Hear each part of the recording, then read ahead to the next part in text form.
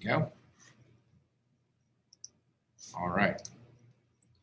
Okay, so again, I'm going to be in many ways kind of doing some of or most of the talking today, I guess, in some respects, but I do want to make sure that I get your voice in the conversation. So at various points, I'm going to kind of ask for volunteers to kind of step forward and talk to us a little bit about their thoughts on these three big issues, these three big parts of the Descartes reading: radical doubt, the first certainty, and evil demons. So first of all, you know, Descartes is really forcing us to realize and reckon with this idea that our senses aren't always as reliable as we'd like them to be. And so again, I'm sure as many of you are looking at this optical illusion right now, it appears dots are moving or swimming about. Of course, you know they're not. It's just a trick being played on your visual systems because of some, you know, quirk in the way that you perceive light, and it hits your rods and cones and is processed by the, you know, optical parts of your brain. Same as this illusion was from the text itself, or was also shown in the text, where, you know, even though these lines are in fact parallel, they appear to be, right, bent. So you're familiar with these kinds of optical illusions. You know, you've seen them since you were kids. Just kind of taking a look at, okay, awesome. Let's, oh, sorry. Hold on, I got a lot of tabs open right now. There we go, okay. Let's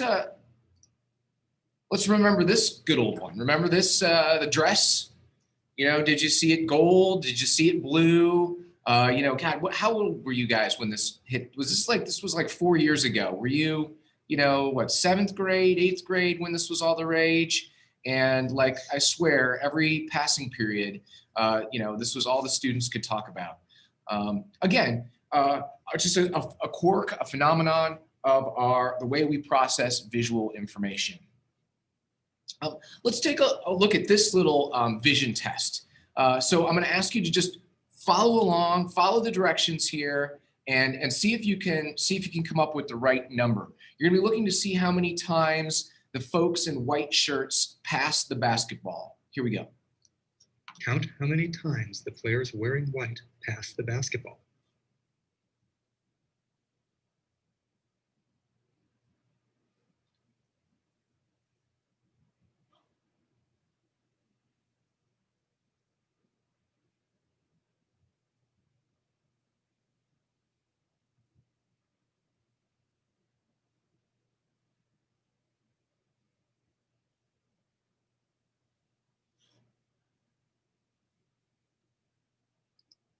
All right, someone speak up. How many times did you count? I got 15. Who got 15? Isaac got 15. 12. All right, raise your hand if you got 15, like Isaac. But I was a bit off because I saw the black gorilla pass through. All right, let's take a look at that. How many passes did you count? The correct answer is 15 passes. But did you see the gorilla?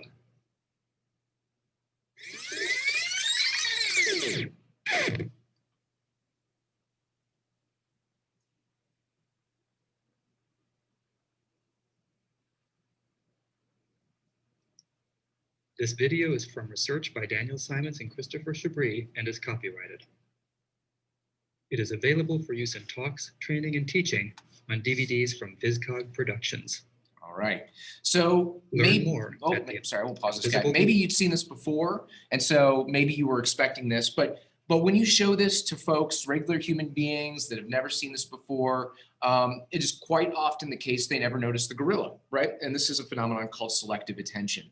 So again, this just points out another issue that we have with the way we experience our sense perception of the world.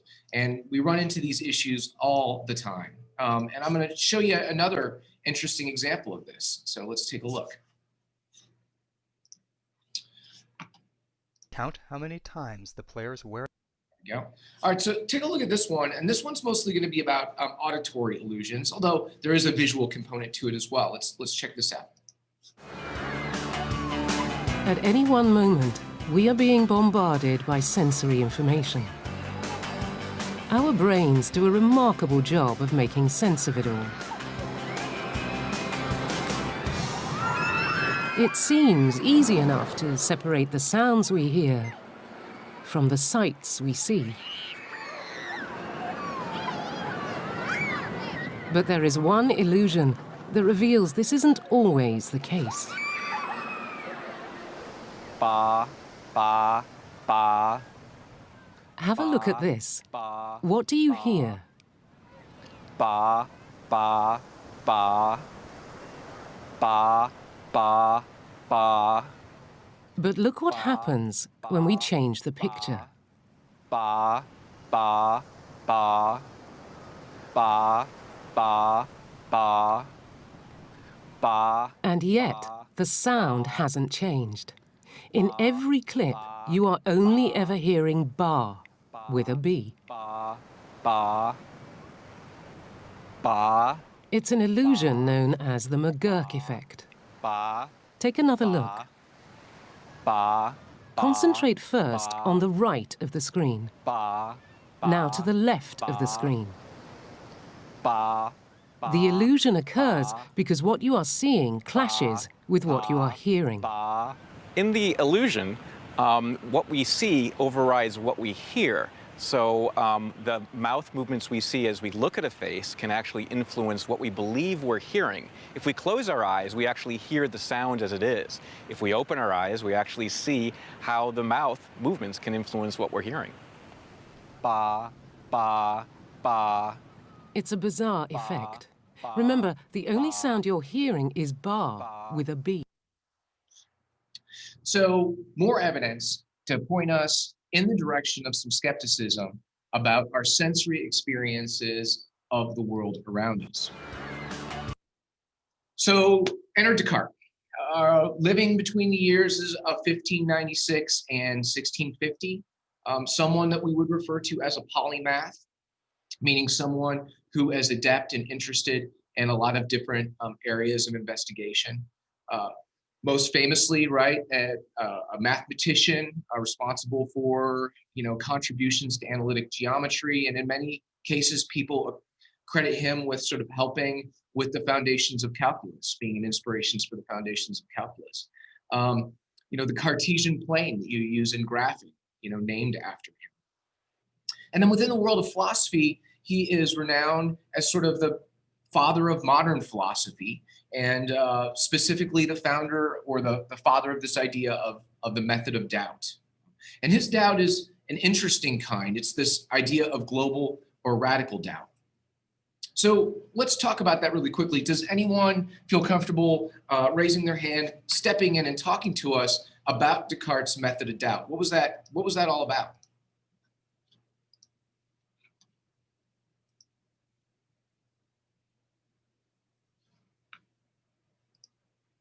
Sorry, when I'm in screen mode, I have a hard time seeing everybody. Who wants to jump in?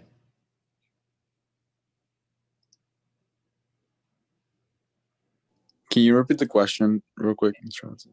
Yeah, can someone talk to us about Descartes' method of doubt? What is it about? Like what did he do with his method of doubt, or what did he attempt to do? Yeah, Christian, thank you. Basically doubts our own existence. He says, just doubt as much as you can. Just like to be skeptical of it.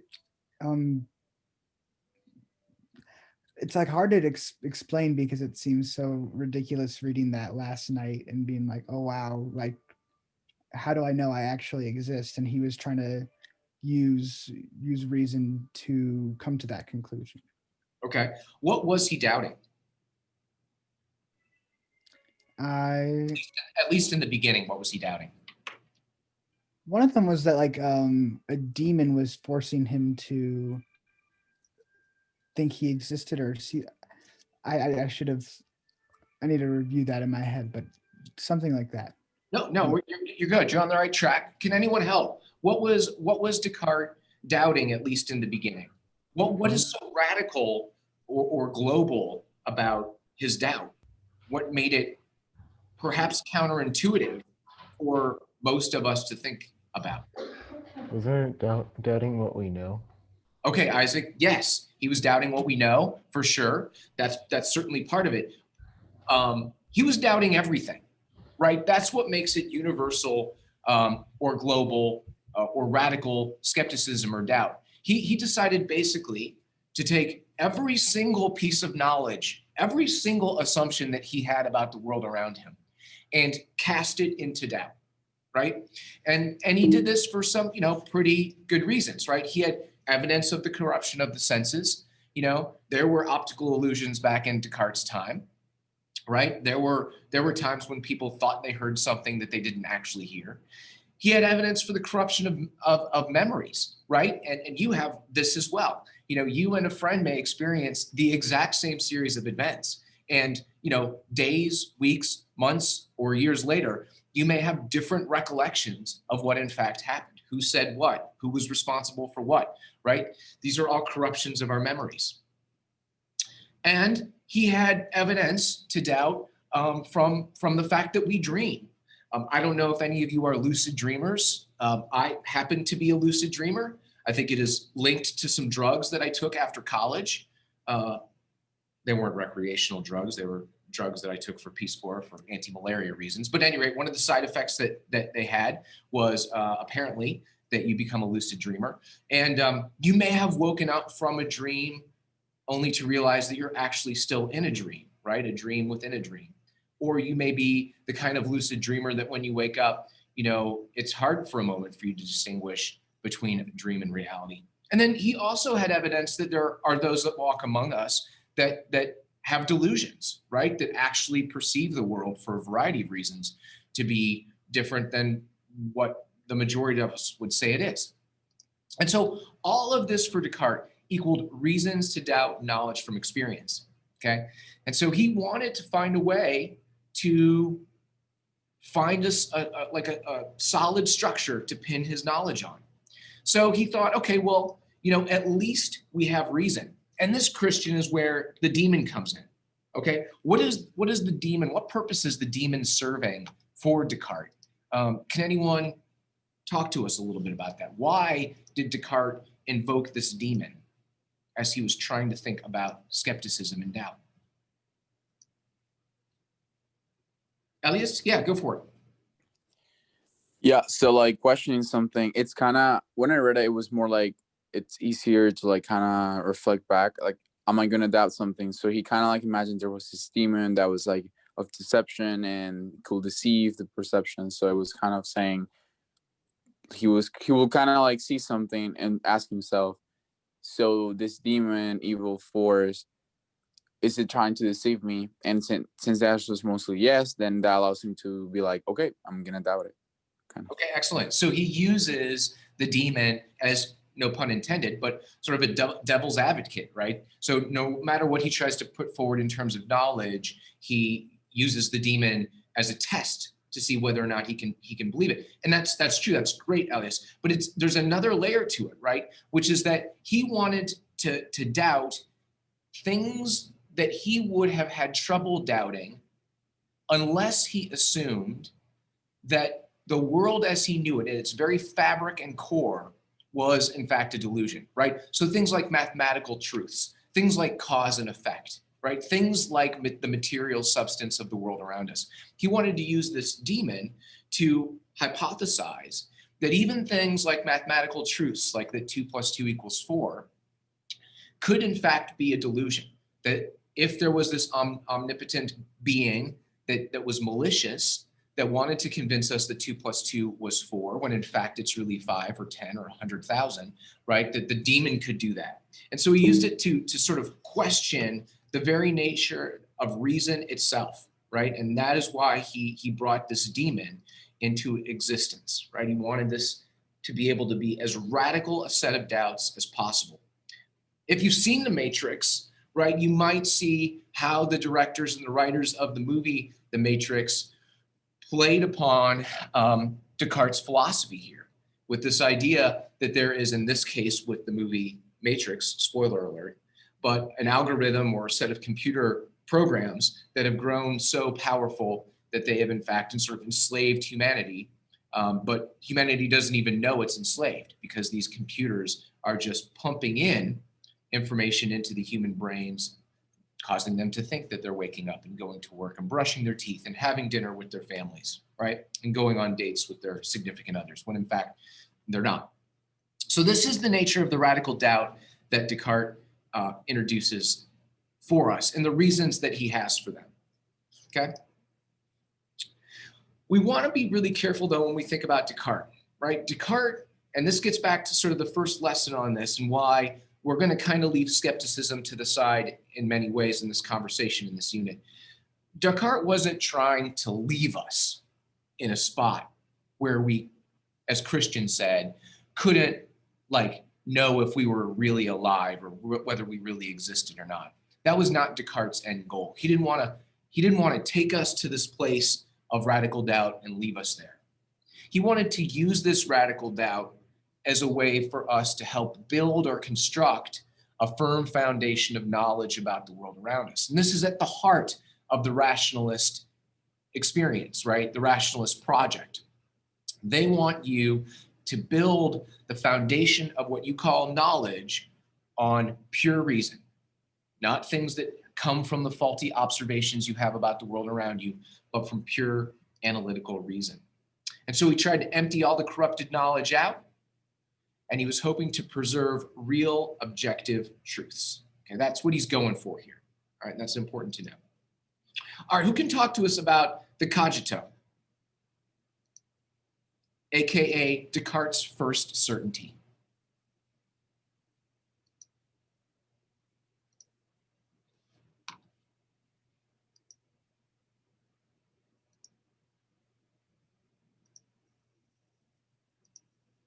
Oh, Claire, thank you.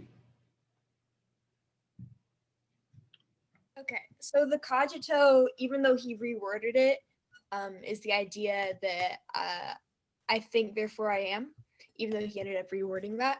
But it's the idea that as a person through which ideas of doubt can like appear to you, you must exist in the first place.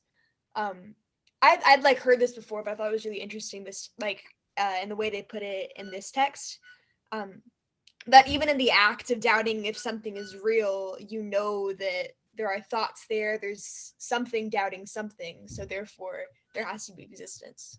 Great, well done, Claire. Perfect, thank you so much. Yeah, so Descartes is using the cogito to do exactly what I just described. It is his hope that by establishing this, at least this one firm, like undeniably, purely analytically reasoned out piece of truth that relies on no outside observations about the world, no experience is necessary, that you can know for sure that if you are doubting, you must be thinking. And if you're thinking, you must exist, okay? And so that is what he then hopes to use to pivot or leverage and then rebuild his entire world of knowledge from this foundation of assuredness, of like 100% absolute, capital T, philosophical truth. Now, of course, in the reading, we realize that there might be some problems with Descartes' cogito. So first of all, just because we have thoughts in the universe, in the world, just because thoughts exist, it's not necessarily, right, contingently determined that we have to have thinkers. It makes sense, right? But we could imagine thoughts without thinkers. It's hypothetically possible. And we can imagine thinkers that hypothetically don't have thoughts, I guess. I don't know. And we also had the question raised in the text about, do thoughts only occur in things that exist? The example of Hamlet was discussed, right? Hamlet exists, right, in a sense, and Hamlet thinks in a sense, but no one would argue that Hamlet's existence is the same as ours, that Hamlet exists in the way that we're trying to figure out, you know, do we exist? And so this led Descartes to this idea of Cartesian solipsism, which is, you know, this idea that I can be sure that I'm thinking, and therefore I can be sure that I exist. But really, that's where it stops.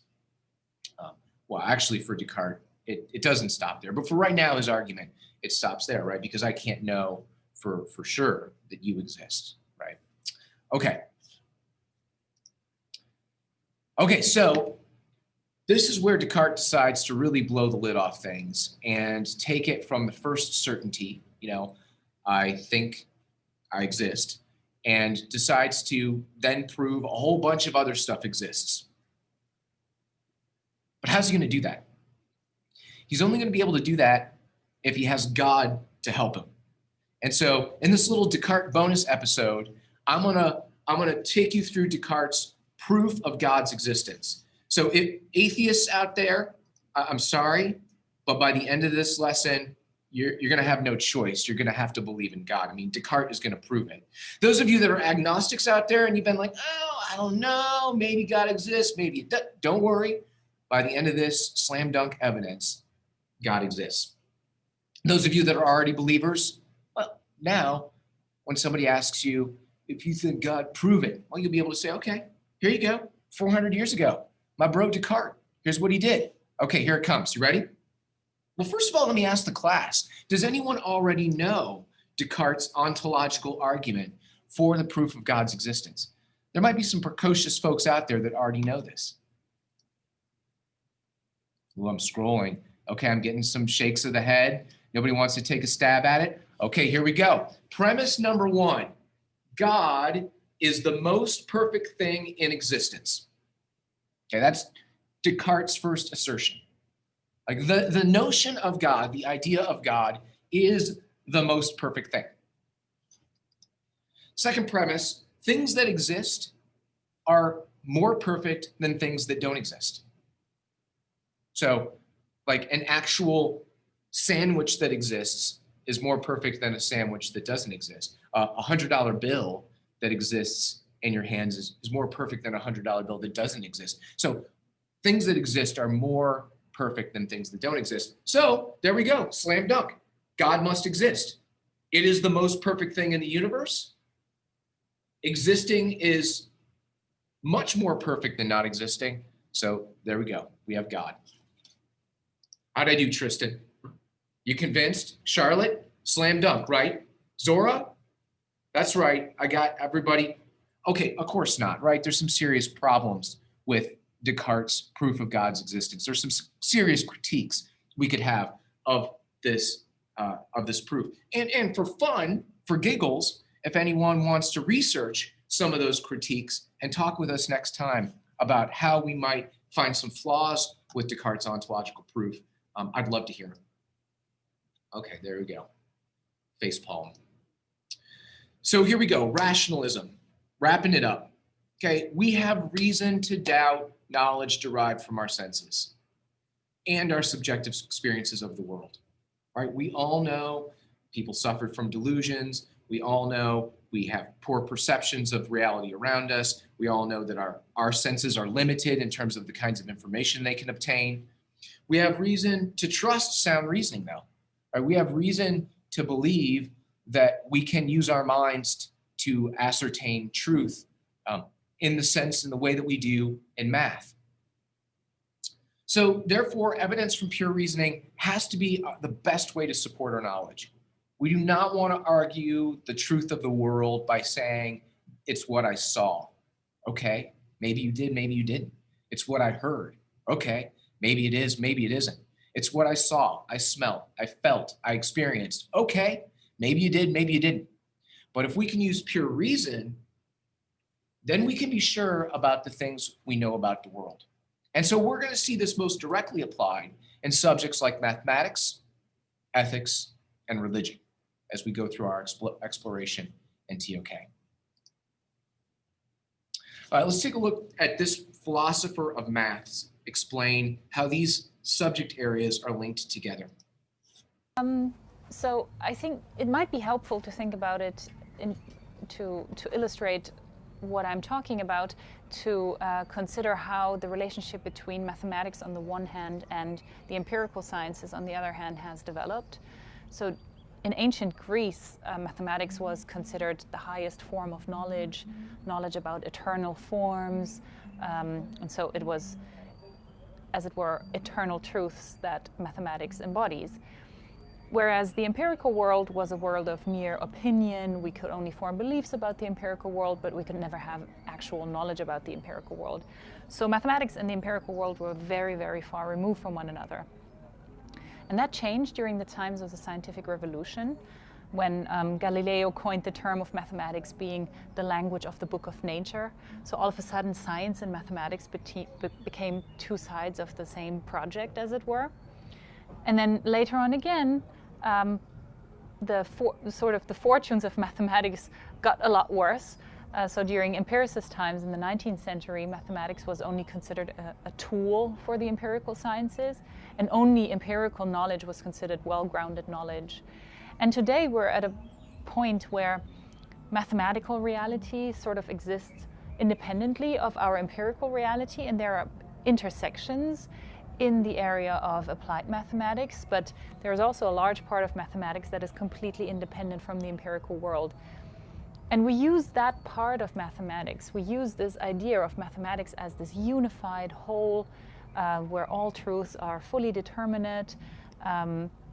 We use that as a model when we think about other things in our lives. For example, when we think about ethics or metaphysics and philosophy or even religion, we want all these domains to look as much as possible like mathematics, fully determinate, one answer to every open question, etc., etc. And so, yeah, I'm interested in the extent to which mathematics has influenced our conceptualization of these different areas. So mathematics, religion, ethics, places where we're searching for truths that are immutable. They transcend space and time. They are not relative, right? They are absolute truths. These are the kinds of truths that rationalists are searching for. The ones they claim are the only kind that can exist. All right, in just a second, I'm gonna let you go. In Canvas, you're gonna see an exit ticket. Should probably only take you 5 minutes or so to do. The last question asks for a type response, but really just a couple of few sentences will do. You don't need to write paragraphs and paragraphs unless you want to. There's also gonna be a reading on Francis Bacon and a short video to watch for next Wednesday. I'd budget like a total of 15 to 20 minutes for both things. So again, it shouldn't be too much for you to do. You're gonna need a password to get into the exit ticket, and that password is evidence. Evidence. I'll send that out to everyone via the Remind in case you forget. Lastly, I'd like to leave you with this for the week. Words of Dr. Martin Luther King Jr. In the end, we will remember not the words of our enemies, but the silence of our friends. I'd like for us all to remember why we have Monday off. And if you can, in some small way, large or small, think about the people that you want to be allies with, the people that need your support and your help, and try to find something you can do, large or small, to help support them. Whether that's just sending them a kind note, or whether that's getting involved in something more grandiose. I know with COVID and all that, it's hard to get out into the community. But it's a great day on Monday to pause and reflect about your responsibilities to care for those that need caring for. So on that note, I'll stick around. Thanks very much for your kind attention today. I know it wasn't as interactive as usual, but that's just where we found ourselves in the curriculum. See ya, everybody.